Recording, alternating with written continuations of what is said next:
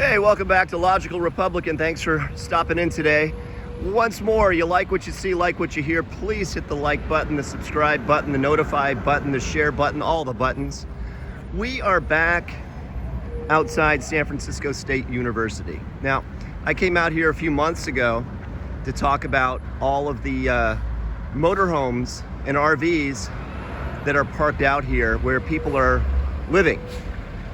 And as you can see down the block, there are some, but we're gonna walk down this way and take a better look.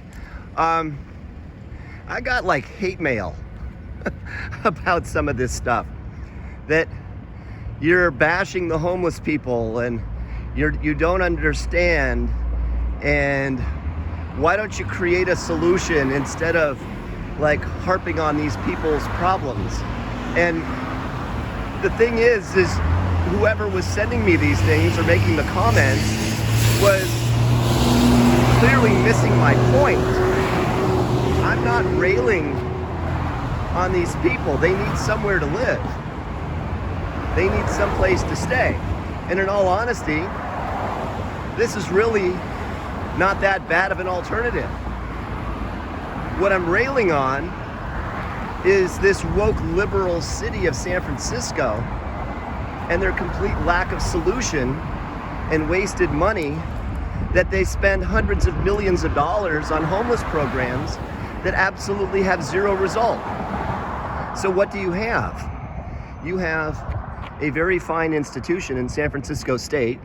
You have one of the world's finest golf courses right there across the street in Harding Park.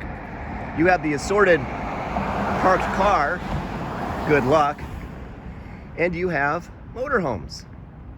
In most cases, inoperable motorhomes that have been parked for some time.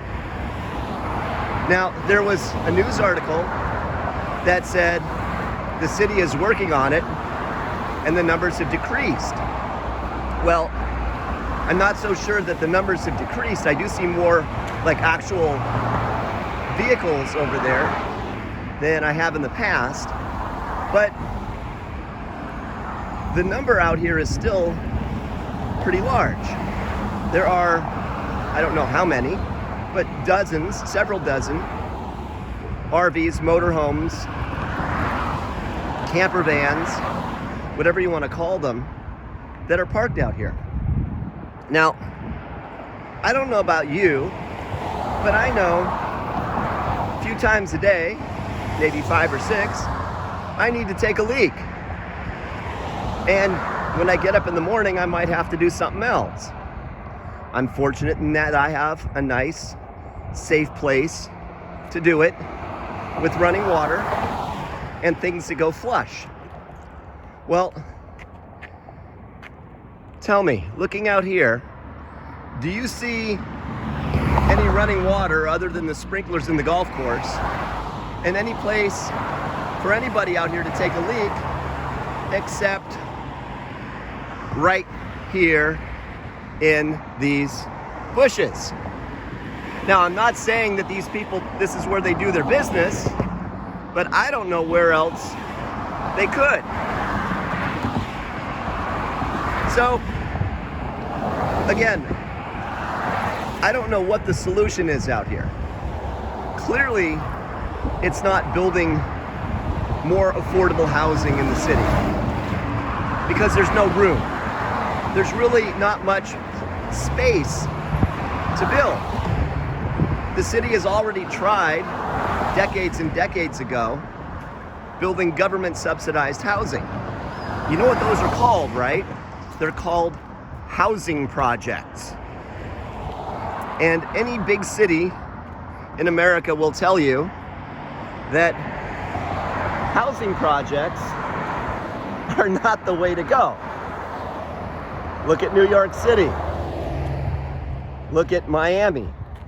Look at San Francisco in part. LA. Any big city that has housing projects has trouble. There's no way around it. So how do you help these people? Well, the city of San Francisco spends well over $250 billion, that's with a B, on homeless programs that are supposed to get people off drugs, job training, shelter, get them cleaned up, whatever the case might be. Now, as with my other videos that I focused on these things, there's nobody here. There's nobody from the city of San Francisco. There's nobody out here in a hazmat suit going into one of these dead on its wheels campers. There's nobody here. There's no porta potties. There's no place to get a cup of water. There's no place to eat. For somebody here, let's say that camper right there across the street, the one with the plywood in front of it, the one where the lady is actually sweeping around it. Where do they go to eat? They can't eat on campus. There's a grocery store at Stonestown, a half a mile up the hill, but the closest like real grocery store is about a mile. So they walk a mile to buy a loaf of bread. It's crazy. The San Francisco mayor's election, I think, is still up for grabs because they use ranked choice, which, if you're not familiar with, is a process where losers can become winners. And if the vote is going to be that close, there will probably be recounts, there will be lawsuits, there will be all kinds of litigation, blah, blah, blah, blah, blah. So we might not know the actual winner of the mayor of San Francisco for weeks to come. I hope that's not the case, but we'll see. London Breed is up for re-election. She's probably the best of a really, really bad crop of candidates, but what do I know? What I do know is that her office, in the, I think, 6 years she's been mayor, have done squat for what's going on out here. Anyways, thanks for watching. Please note, I am not bashing these people. I want the city of San Francisco to do something out here. That's who I'm calling out. Like what you see, like what you hear. Please do hit that like button. Greatly appreciate it. Hit the subscribe button, and I will see you hopefully tomorrow.